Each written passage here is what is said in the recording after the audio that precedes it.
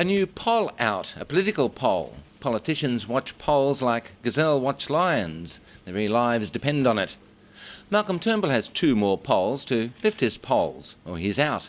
If his figures don't improve by February, say some Liberals, it might be time to give somebody else a go, which means off with his head.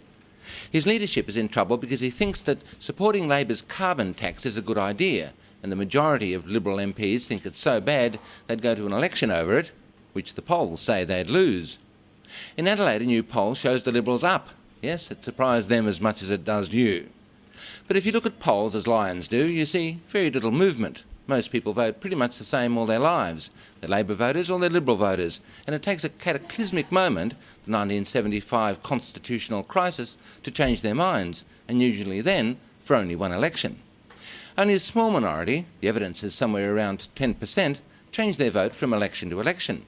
And it turns out that this 10% doesn't care about politics. You'll hear them say it. It doesn't matter to them. It's outside their orbit.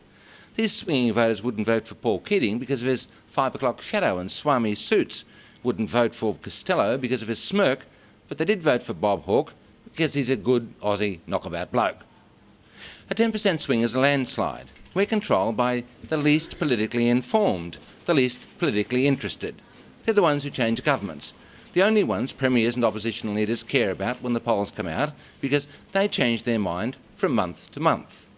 And they change their minds, as minds they are, on impressions and images alone.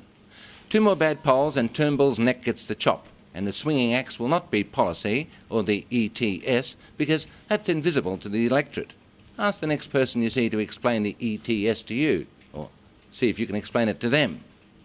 No wonder the lions catch a few gazelle.